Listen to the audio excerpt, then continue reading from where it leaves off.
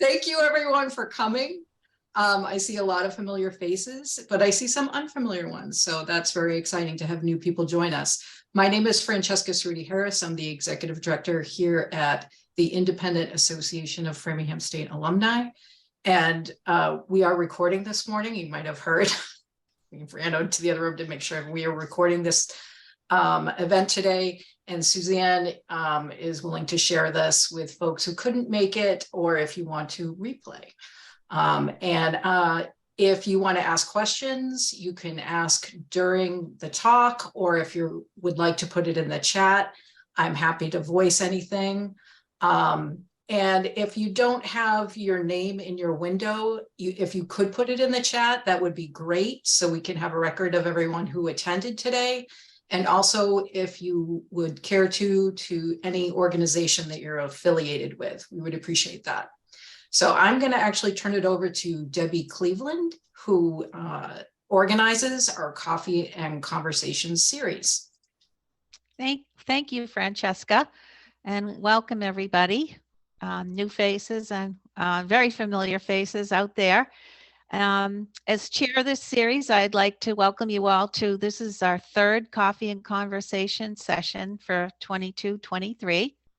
And just a quick overview, our Coffee and Conversation Speaker Series is a forum for fellowship among FSC, FSU alums and the larger community. And it's a way for alumni and friends to connect with interesting speakers and engage in conversation, either in the relaxed setting at Alumni House and or on Zoom. Now today's session is Zoom only, which is we planned for, and it's fortuitous because of the weather today. Our speakers will introduce a topic they're passionate about and want to share. And this prompts a conversation among everybody. And these sessions usually last about an hour. Give or take, but they're casual. And as Francesca mentioned, speak up or put something in the chat or raise your hand. And we already had an interesting little conversation as we were getting ready. Joan Murtaugh asked Suzanne about branding and FSU and how to get the word out, how what a great institution FSU is, and at a very reasonable price. Now to get to our featured speaker, Suzanne McDonald. She's the class of 1995, and as a student, she was the Gatepost editor-in-chief, and she knows Desmond very well. She was also a McAuliffe scholar, and then later she came back as an adjunct professor. And also she was mentioning, as before we started, that being at Framingham State enabled her to get a position at the Boston Globe. So she's now an entrepreneur. She's CEO of Angles and Insights, and she and her team customize digital marketing solutions for brands. And that's why we're picking her brain a minute ago. From solopreneur to corporate sales marketing teams.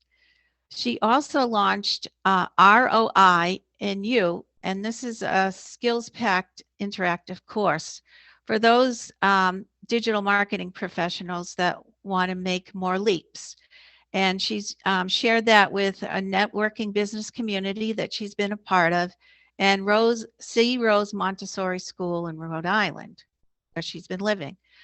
In addition to her BA at FSU with a major in journalism, she holds a Master of Arts in Journalism and Mass Communications from the University of South Carolina.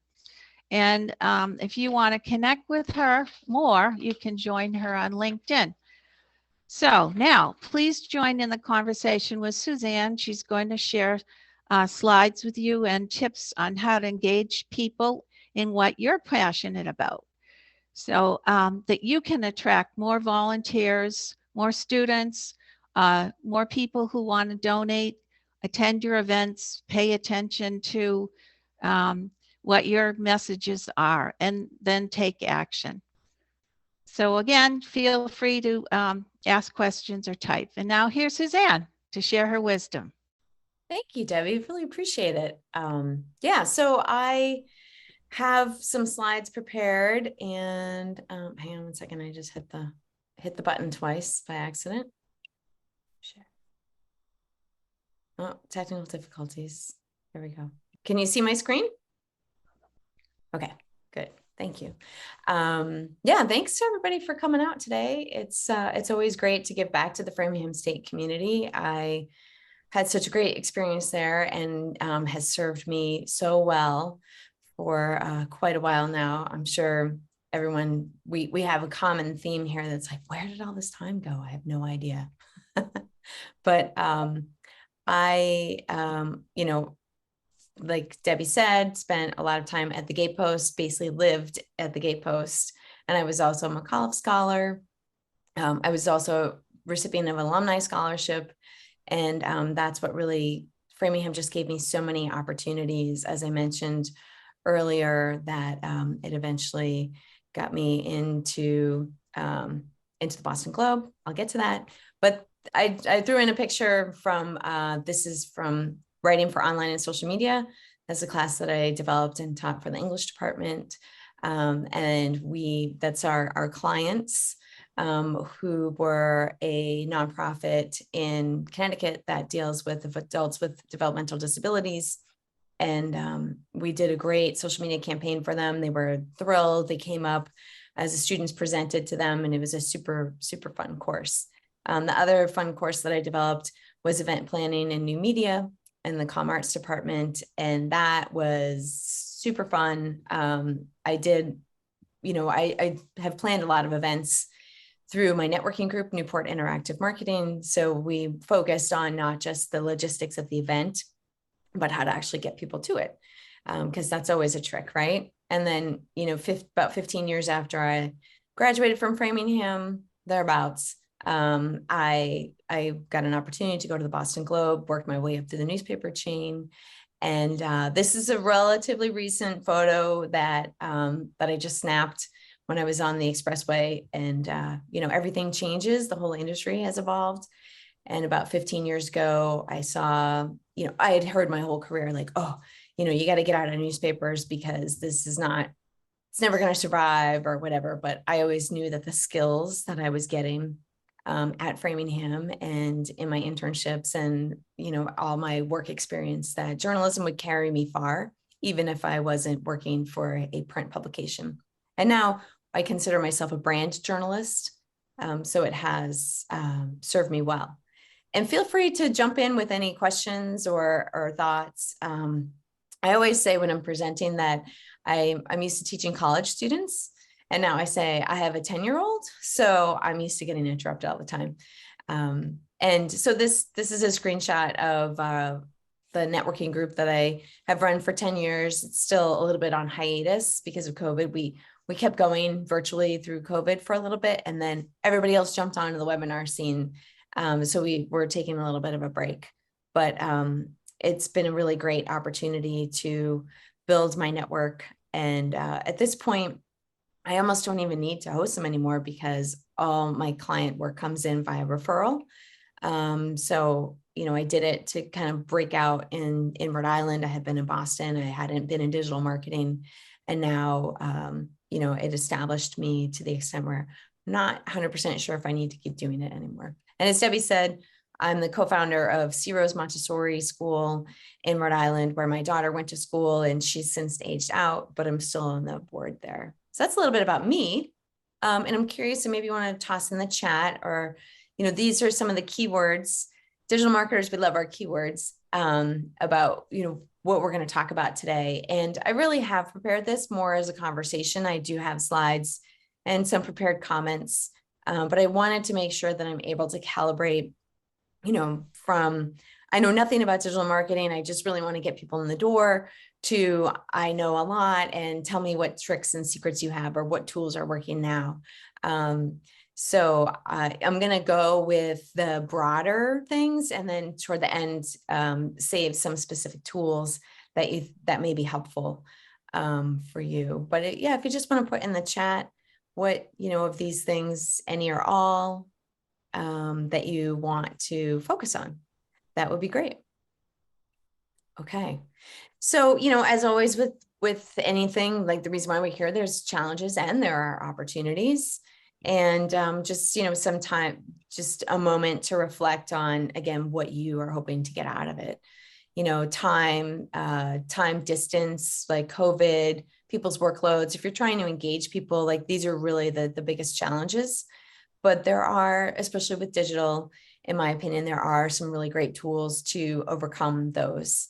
That, because of COVID, one of the silver linings is people are much more comfortable with a lot more tools and technology than they probably would have. But the first thing we really need to think about is your audiences. And we talked about that a little bit with Joan's question, which was really great. If we're talking about students and parents and how to connect them to the Alumni Association, what are some ways we can do that? And I really like to focus on low cost and free tools that save a lot of time. I'm looking for the resource efficient, inexpensive way to do things. Most of my clients tend to be on the smaller side. I don't work with $1 million budgets, anywhere from a few $1,000s to my biggest client. We have a budget of about 50 to 100K. And, for those types of clients, the bigger clients, I'm able to bring in a team of experts. One of the nice things about my networking community is that it's filled with digital marketers of every kind, and branding experts, pricing experts, graphic designers, developers. There's a whole wide swath of people who I can pull in for specific projects. And then for the smaller clients, a lot of times that is strategy with some follow-up, and feels more like a coaching strategy session.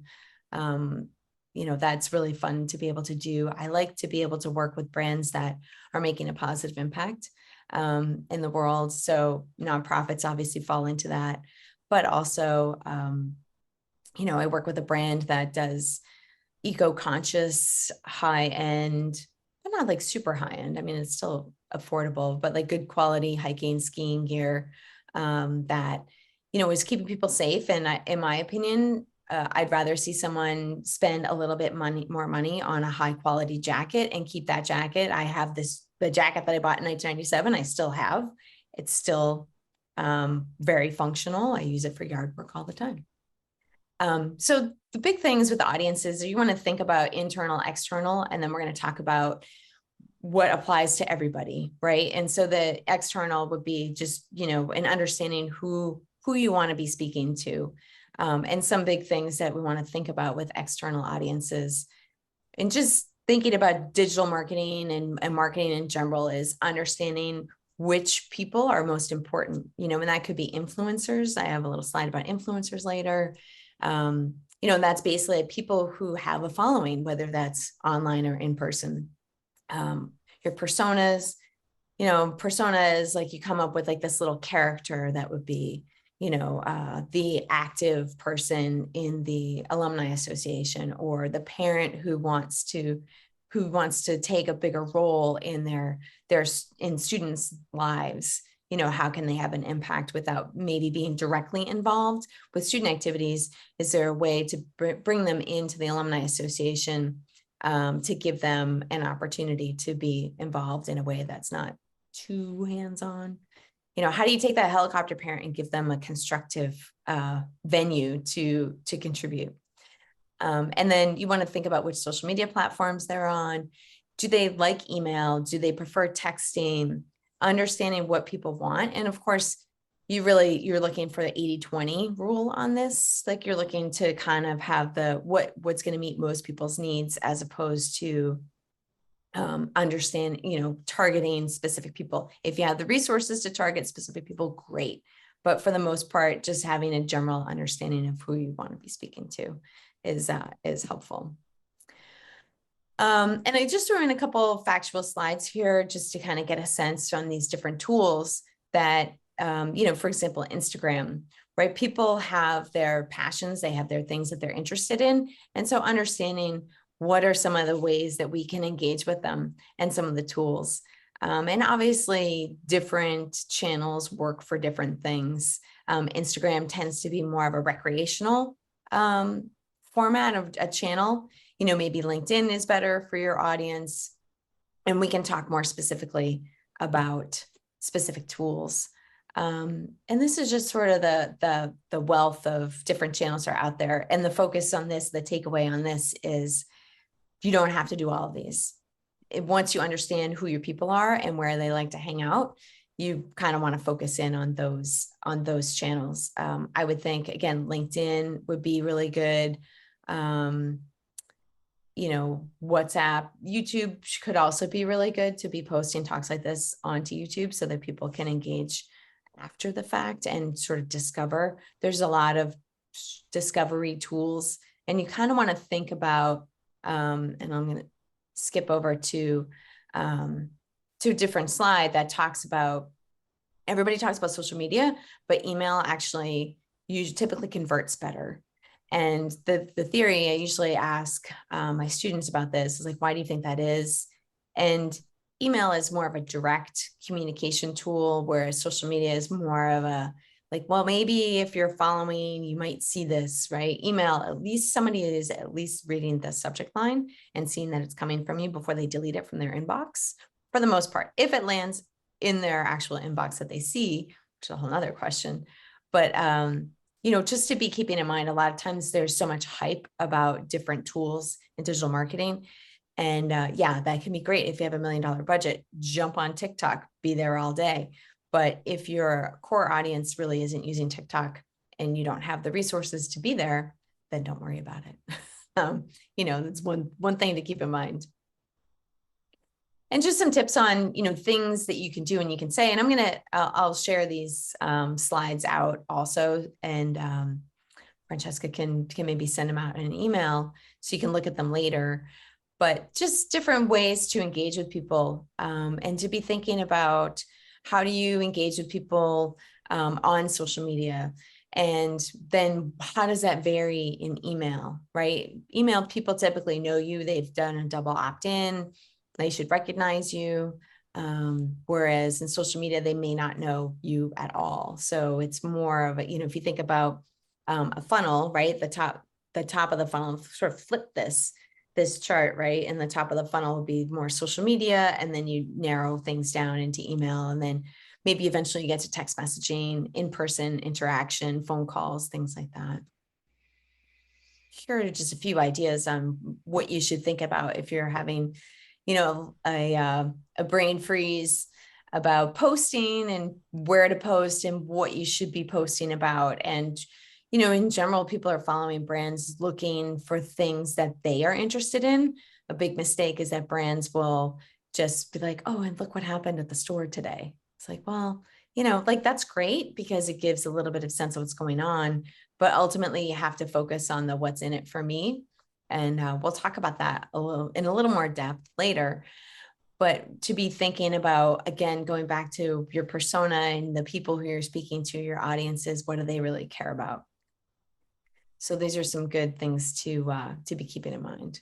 Okay, and then internal, which I think a lot of times digital marketers ignore. There's really only so much time and money. And again, as I've said, just ignore what's not important. You know, if you're starting up a new brand, you might want to think about reserving your brand names. You know, so for a good example, which is kind of old, but Southwest Airlines did not have southwest.com as a website forever. I think it had iFly SWA. And I'm sure they paid a ton of money for whoever grabbed that domain. But you want to think about your different, some of these different channels that you think are going to be important and making sure that you are grabbing them. So for example, and I don't know if the Alumni Association has done this, but to have a Framingham State alumni group on LinkedIn would be great because somebody is going to have that at some point.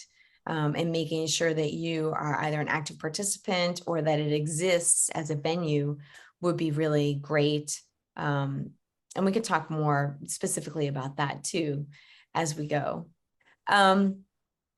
So, you know, you want to look at different channels, right? Because a lot of times you can get a sense of what people are interested in. You know, hashtags on Instagram can be really helpful for that. And also LinkedIn will suggest hashtags. as you're typing things in, and you kind of get a sense of like, okay, well, what's going on there? But you want to also think about, your key people, right? Tapping into your experts. Are there other experts out there who are other alumni? Maybe if you have questions about press releases or getting press releases printed, definitely hook into those other alumni and other experts who can help you with that. And again, you don't have to be everywhere. And I put this in just as a general reference for, just basically social media isn't that much different than any other campaign.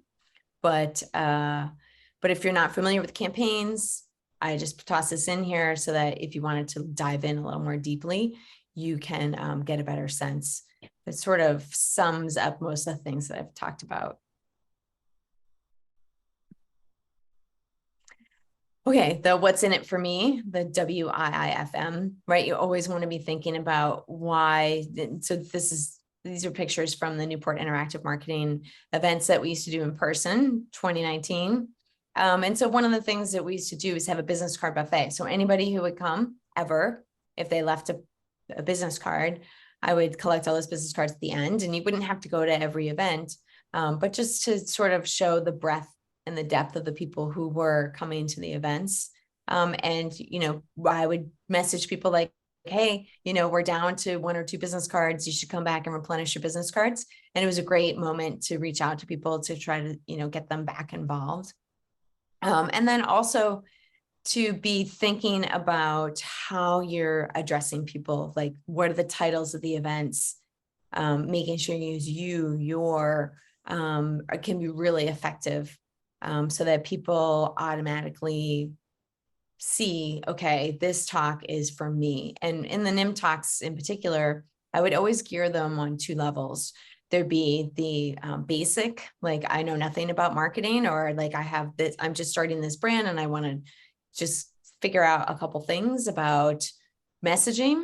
Then great. There's a lot of information about messaging, but then there's a whole nother group of people who are experts in SEO or in video or Google Analytics, and they know more. So we deliver a little more detail to them. And that's kind of how I've set this up too.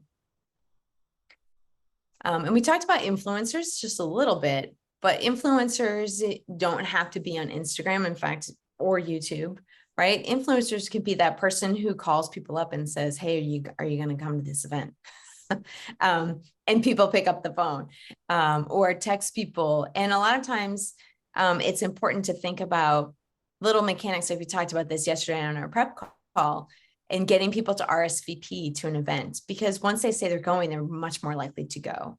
Of course, that's slacked off with COVID and just cell phones. And Debbie mentioned, it seems like people are always waiting for something better to come along. So they're hesitant to commit.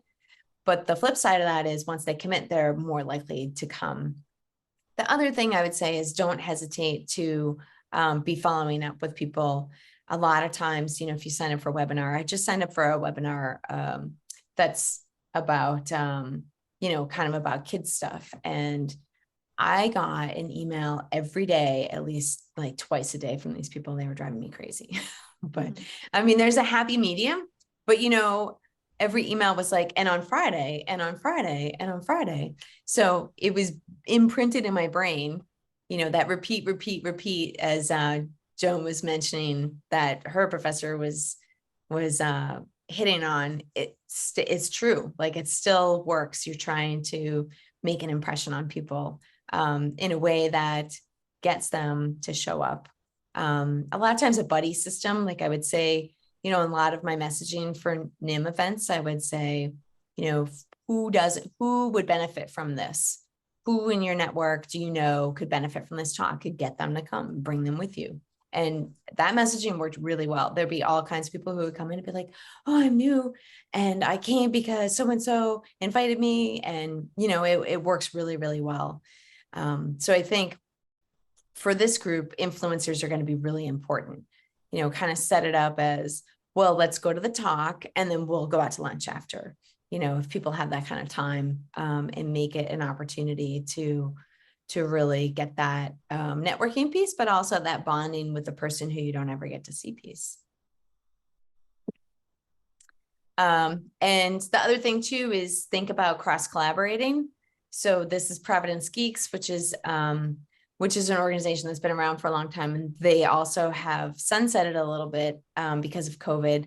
But we would do this big event on the top of the Hotel Viking, which if you want to do an event in Newport, I highly recommend. I can hook you up with my people.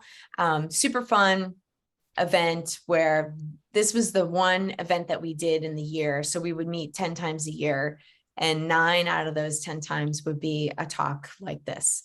It'd be very information packed and dense. And this was the just come out and hang out and network and have a drink.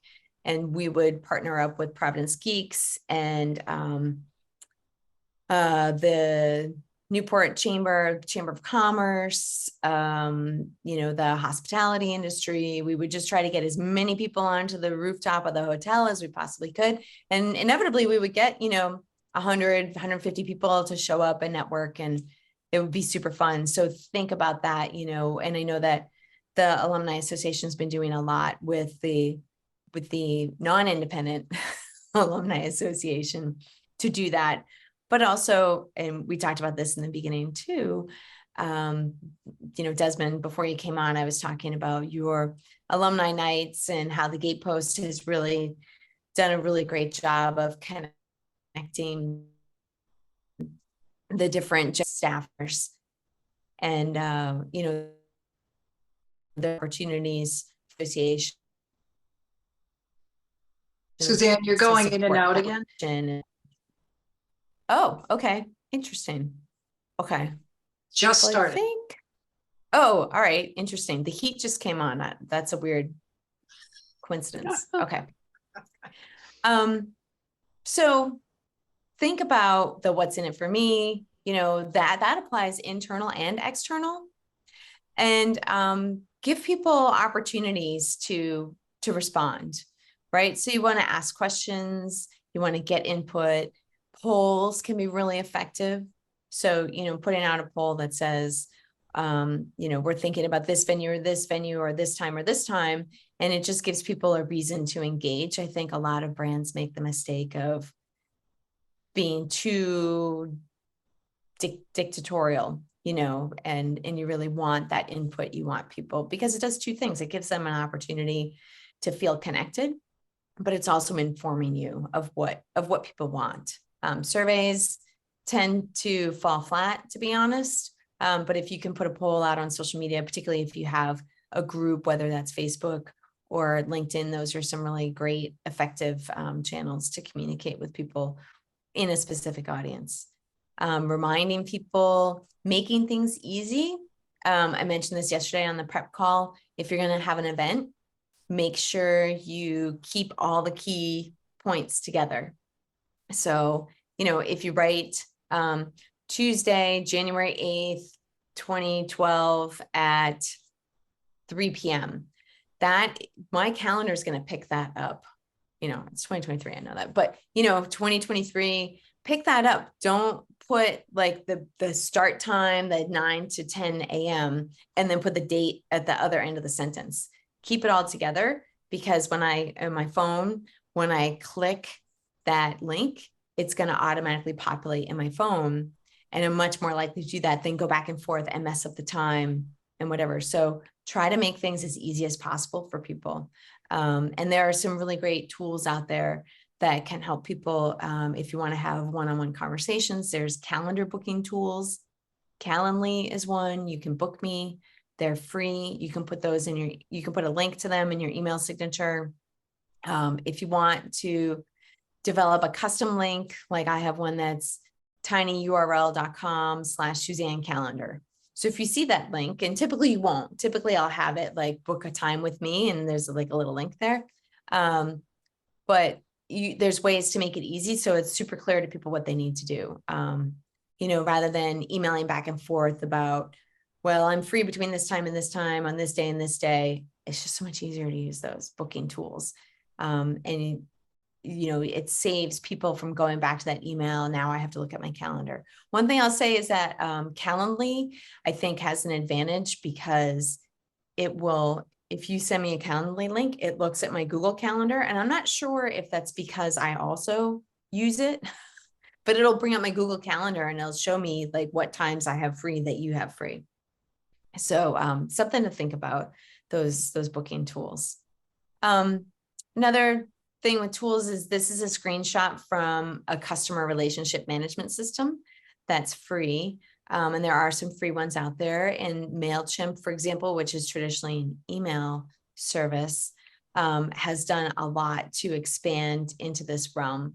If you have more questions about that, I'm happy to talk about it. But the nice thing that you can see on the right-hand side that has the campaign log, it'll show me like when people opened the campaign. And if those people are in my database, it'll show me who opened the emails.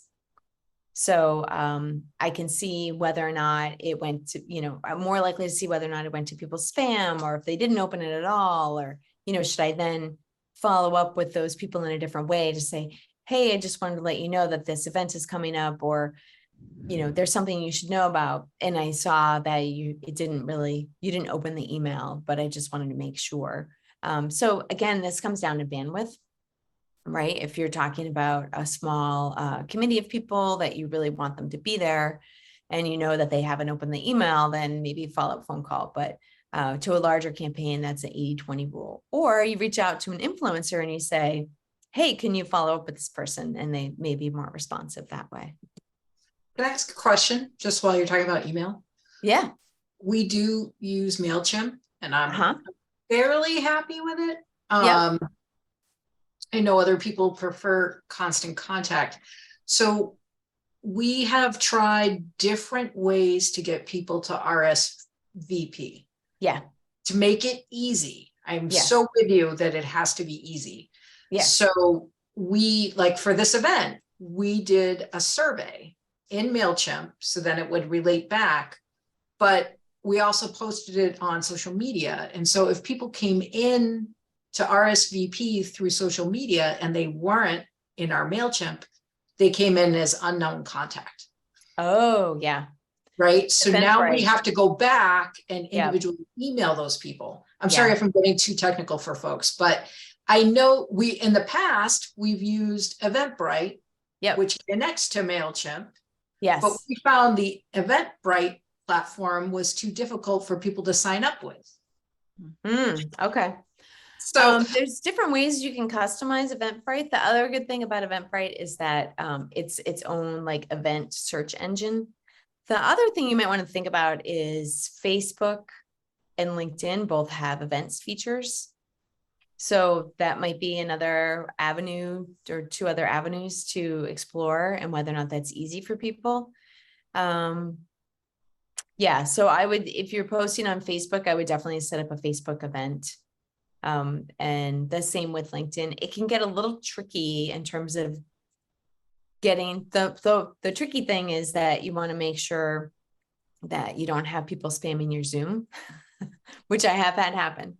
And so you kind of have to be careful. I think that those platforms have gotten better about making sure that that information isn't widely available unless you've signed up for the event, but just something to be aware of. Yeah, MailChimp versus Constant Contact. People in New England get excited about Constant Contact because it's a New England company. And, they're a Boston company. And to be honest, I haven't really kept up with Constant Contact because MailChimp came out of the gate as a competitor pretty strongly. And, MailChimp has actually tried to become more of a customer relationship management platform. And I haven't really kept up with Constant Contact, so I can't really comment too much on that.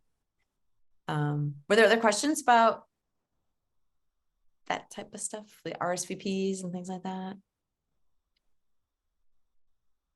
Okay, so this is again the same NIM talk.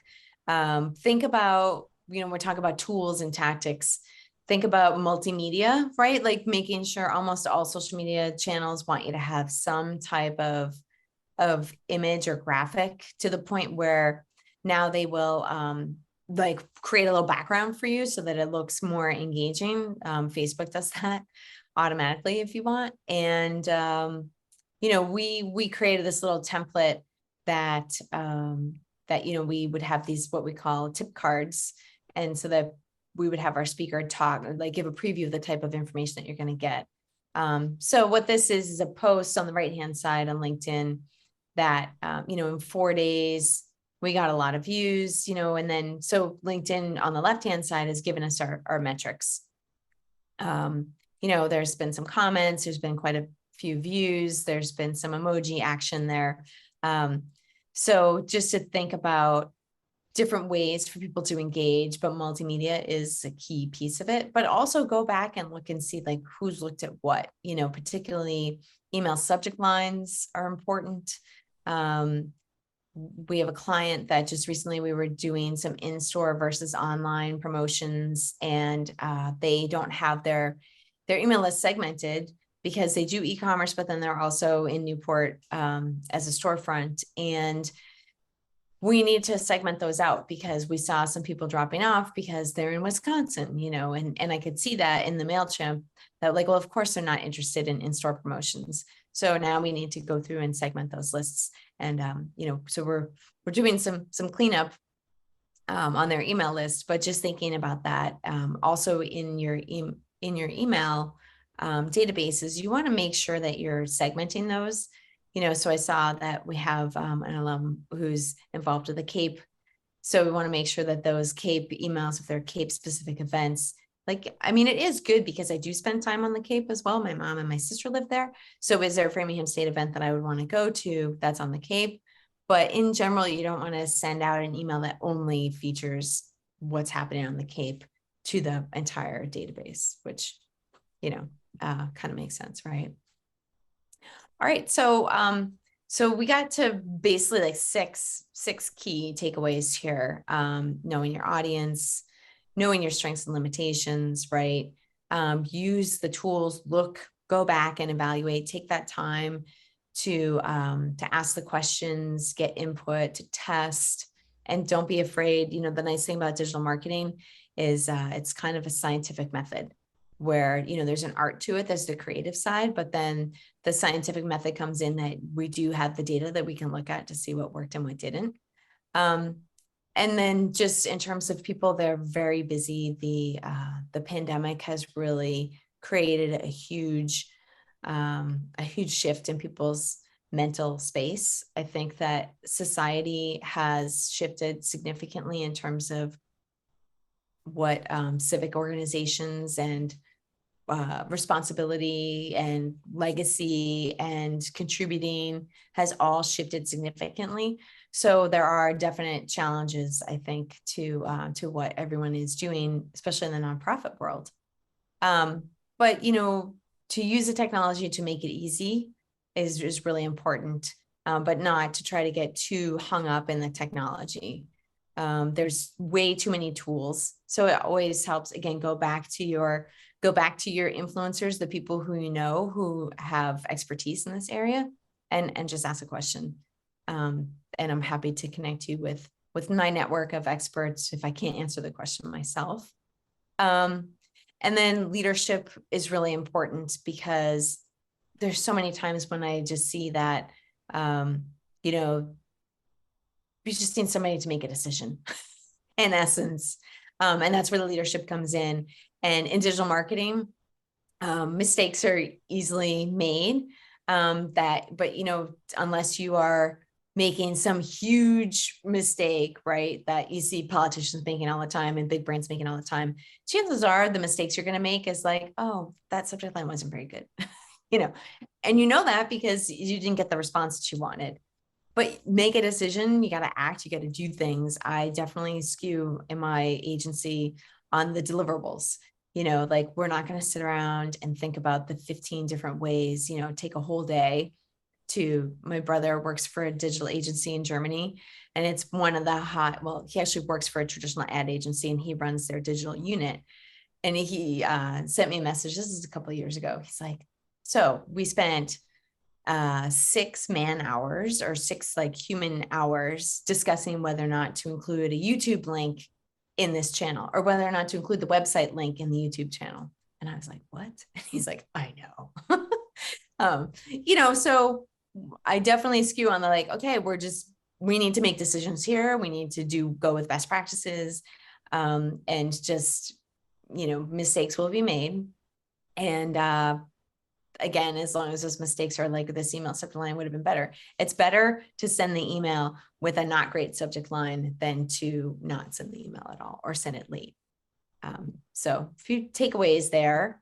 And, you know, I always like to, this is more geared toward community development. This book came out a couple years ago, pre-pandemic. So, but a lot of the takeaways from building communities, you know, there's more communities that exist online now than in person. So understanding what works online can adapt to in person, but I would say that most people's weaknesses are in the online piece. But how do you recreate those in-person moments in online? And I think that this talk does a really good job of bridging that gap. Okay, so those are my prepared comments. And I'd love to hear any questions or anything that you want more specifics on. I'm happy to jump into, because I could talk about digital marketing and nonprofits and community development all day long. Easily. Can I ask a question? Yeah. So, what is your feel on,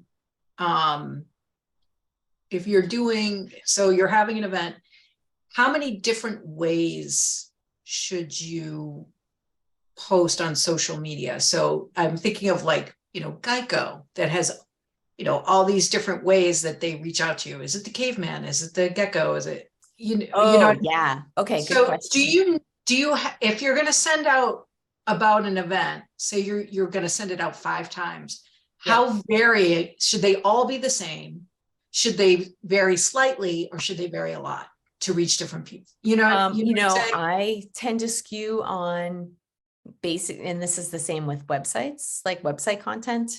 No one is reading everything. So you want to make it different enough. For NIM events, and basically my interns would do this, right? I would come up with the themes. I would do the speaker end of it, and I would kind of get them kicked off in terms of what, you know, like, let's talk about this, or like, tell me, you know, multimedia, tell me how that affects videographers, tell me how that affects people who know nothing about video, you know, and then each subject line.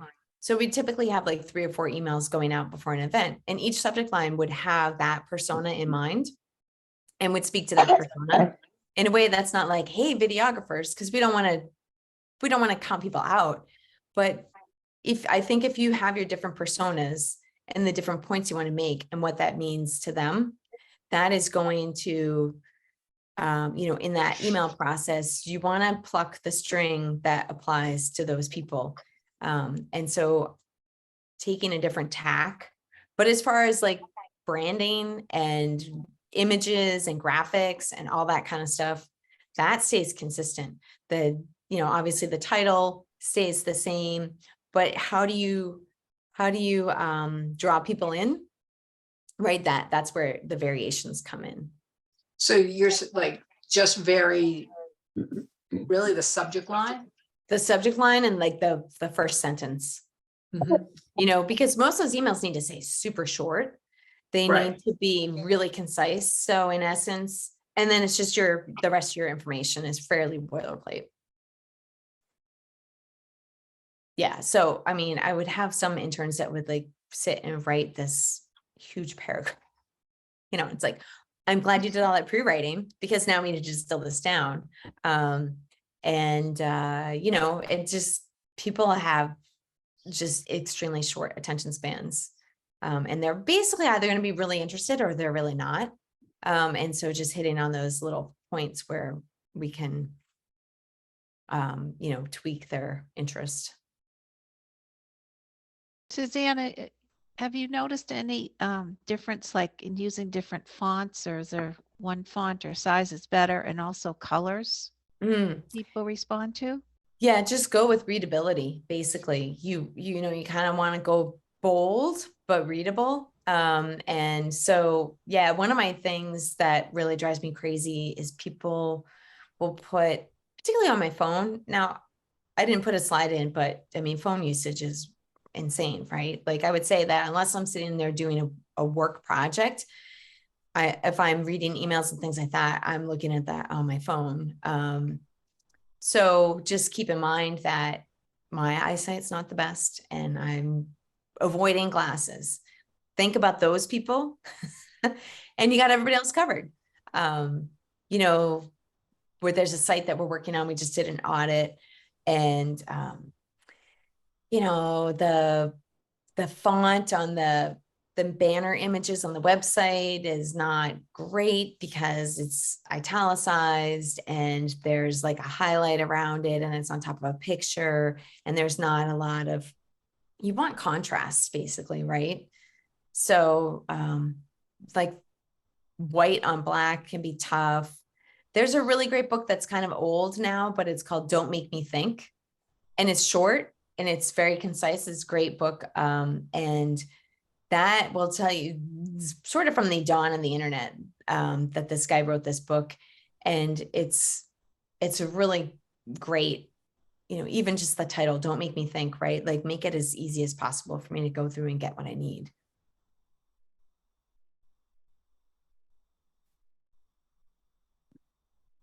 So, you know, if you think about it, like if you send out a test email, so my assistant will send a test email, right? And the first thing I ever do is look on my phone. The other big thing about looking on your phone when you look at the test email is all the information in the graphic, because I don't know if everybody else is like me, but I rarely load the graphic. I'm just looking at the text. So I get emails all the time from major brands that are basically blank. How much money are you guys making to do this? So what do you do if you put out an RSVP for an event and the attendance is really low? Like record it. What steps do you take as the date is getting closer and closer? You know, that's where I would go with the influencers and trying to engage them to follow up with people. You know, and to say, hey, you know, there's this really great event coming up. What do you think? Because the other thing too is that it's going to give you feedback, right? Are they not interested in that topic? Are they busy at that time? But also the nice part about recording all these talks is it gives you the opportunity to share it after the fact. I, in particular, like watching webinars after the fact because I can double the speed. I'm with you. Yeah. Only so much time and yeah. Yeah. So, so just because, and typically what you want in that scenario is you want to see the sign up. And then if they don't show up, right, you want to send out the reminder like, oh, it's posted, you know, things like that. Also to set up a channel for people to communicate on after the fact. You know, Twitter and back in the day used to be the place for that. You'd use the hashtag and people would all be chiming in. It's evolved quite significantly, as we all know. But LinkedIn, for example, like a LinkedIn group would be great, you know, to say we're going to continue the conversation on the LinkedIn group. And then also gives people the opportunity to engage after the fact, outside of the fact. Because what's happening is when someone's posting in the group, right, it's coming up as an alert on their the notifications in that channel. So Facebook or LinkedIn would be really good for that. For those follow-up. But I always say, you know, when I was promoting my NIM events, I would always say in person is where the magic happens, you know, because that it's the follow-on conversations that really make the difference, that you get the opportunity. In fact, one of the events that we would do every year is we would do an open mic night. So people would get up and they would give a tip or they'd ask a question. And then you kind of get that is like a little think tank experience. So there's 30 people in the room and you have a question. And then, you know, somebody would say, oh, you should think about this or think about that, or they just give a tip. And then I would say like, well, does this work? Is this a paid tool? How does this work?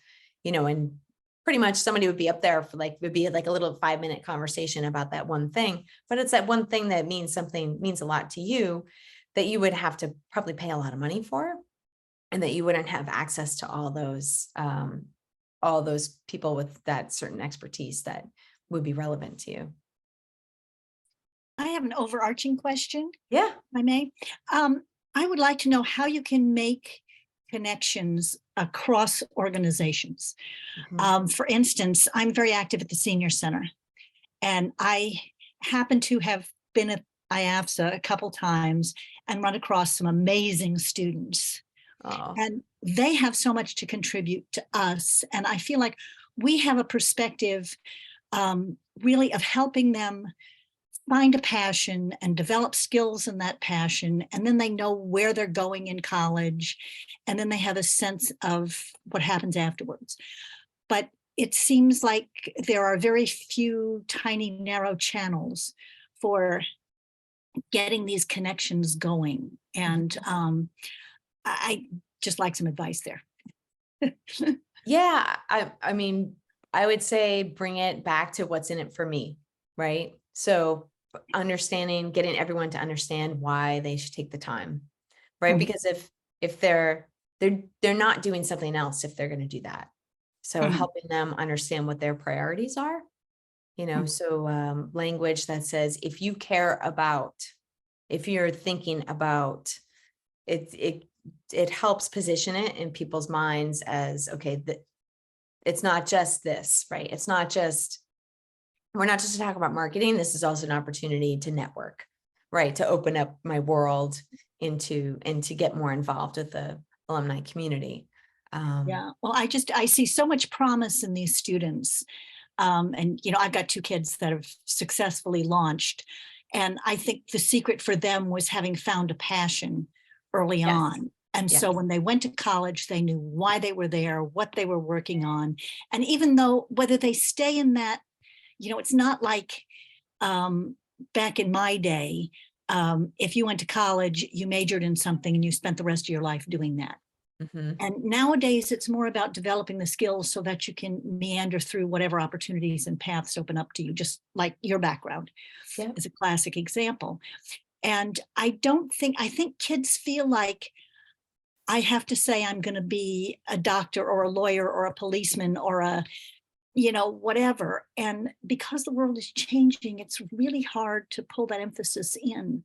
And like I said, I just absolutely love the kids that I've interacted with, and we've done some pretty creative, wonderful stuff together. But I'd like to see more of that. And I think there's a lot more seniors who could do these kinds of things. And these are seniors as in elders, not like college seniors or. Oh, right. Sorry. Yeah. Yes, you can tell by the gray hair. I knew that. I was sure that that's what you meant. Well, so there's an interesting thing that the SBA does, and it's called SCORE. And it's retired entrepreneurs who will mentor startups and small businesses. And so what about something like that, you have, office hours, and so something along those lines would be a neat idea, because we need to keep brainstorming to figure out what's a good way to approach this. And even if we don't do it totally right the first time, we can, readjust and that kind of thing. Yep. That's any event, any digital marketing in my mind. It's better to do it and to learn something from it than to sit around and think about how you're going to make it perfect. Yeah. Minimum viable product. So yeah, I could easily see, obviously there's logistics, but I can see the value in almost like a table set up in the college center that has, or like little 2 little armchairs with a coffee table, and come and have coffee with a retired somebody who did this. Are you thinking about this career, that career, and then you can just sign up ahead of time. Office hours. I don't think that office hours are utilized, particularly with professors, as much as they should be, but something different might be kind of interesting. You have two seniors and they're there, and worst case scenario, no students show up, have some good signage, but no students show up, those 2 people can hang out and talk. Sure. And network with themselves. Yeah, that's really good. I also stumbled upon something recently. I was cleaning bookshelves and was about to toss this old, you know, Work for Success book out. And in the introduction, it said that people who have a failure to launch, the single biggest impediment is confusion. Mhm. And it just really made me stop and think. I have a nephew who's 26 and still living at home and has no ambition to want to do anything. And I think that's really his problem. He's totally confused about what direction to go. And you know, it was journalism that he wanted to do and decided he could never be successful at it because the world is changing. Oh, And so he doesn't know where to turn. yeah. And he needs to be able to talk to somebody like you. You know? Yeah. I think I'm going to send him, if I can give him the link to this talk, I think it might be really good. Definitely. Yeah. And he's more than welcome to connect with me on LinkedIn. Oh, Desmond has a question. Yeah, thank you so much. First of all, Carol, those are all great observations, and send your nephew to me as well. Okay. Oh, okay. Since I teach journalism, be very happy to assist him. I'm going to have to run, but I want to thank Deb and Francesca for setting this up. Sue, that was brilliant as always. You always have a penchant and a talent for making very complicated issues very accessible. That was amazing. So that was really insightful, and it's wonderful to see you, albeit only online. And I just want to thank everybody and have a great day. Thank Thanks, you, Desmond. everyone. It's good to Nice see you. virtually. Yeah. Bye. Bye. Bye. Suzanne, this is Carl, and I also have to drop off. I want to echo a little truth and disclosure. Suzanne was in the first two classes that I taught at Framingham, and it's hard to believe that it was 30 years ago. Don't tell anybody. Anyway, I just want to echo everything that Desmond just said. It's wonderful to see you. I'm glad that you're still in touch, and this is what you're talking about has so much application in various fields, including education. You're talking about pre and post pandemic. I was foolish enough to think that coming back from being remote, it was going to be a return to the good old days. And it's like returning to something that I barely recognize at this point in my career. And I don't think I'm the only faculty member that feels that. So we came back to a different world academically, and we're all adjusting to it and trying to find things that work in the post-COVID world. And this was very helpful. So good luck. Thanks again. And it's great to see you. And It's great to see you. Yeah. Okay, Thank that's you crossing both for hands. coming. It's so awesome to see you. likewise. Okay, bye-bye. Yes. Bye. Thanks for joining us, Carl. You're welcome, and thank you for contacting me. Oh, go ahead, Kathy. Kathy, I think you're on mute. I have a question.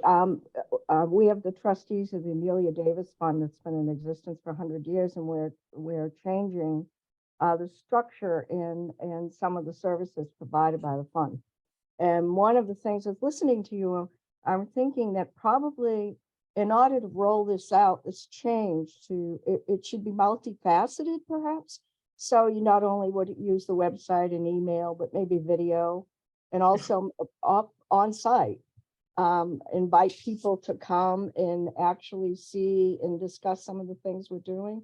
So something like that. So when you do a change like that, a multifaceted approach is probably more effective, right? Yeah, the way that I do most of my campaigns is it's hinged on some type of event, whether it's in person or virtual, because it creates a focus, right? And now we have something that we want people to do. We want them to engage somehow. And then all the email folds around that, and all the messaging about who we are, what we do, what matters, all that stuff folds around that piece. So I find that really works well to give people an opportunity to engage, as opposed to, again, that just broadcasting, right? Like, this is different from broadcasting because it's engaging. When I worked at the Globe, I worked for the calendar section, and no one in the entire newsroom thought that was the most boring least important job in the newsroom. And I Oh would my tell people, goodness. well, yeah, I mean, it's fine. But I would tell people, but I work for the section of the paper that people pick up and then they do something. And it really made a difference in terms of my career and my trajectory to get to think about how do you position this in a way that people can participate. And that's huge.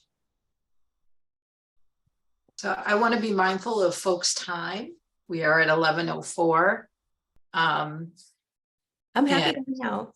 Yeah, Suzanne, People need to drop off. just want to, if there are other questions, so that we aren't staying on a super long time. Thank you. Oh, thank you. No, Yeah, I'm happy to. And again, LinkedIn is probably the best way to connect with me. And I'll put my LinkedIn in the chat here, so you have it. I should have put that up before. Because my email does get, or if you, you're welcome to email me also. But I will say that just be specific in the subject line. Because I get so much spam email, it's insane, it's unfortunate. And I just don't want it to get lost. So let me just put it in the chat here so that you have it. Great. Yeah. Well, thank you everyone for coming, and especially thank you to Suzanne for sharing so much material in a concise way. And thank you everybody for coming. I think we all learned a lot. And I want to thank IAFSA staff, Francesca, Teresa, and Joanne, who worked behind the scenes to make this series possible. So please do join us for more conversations.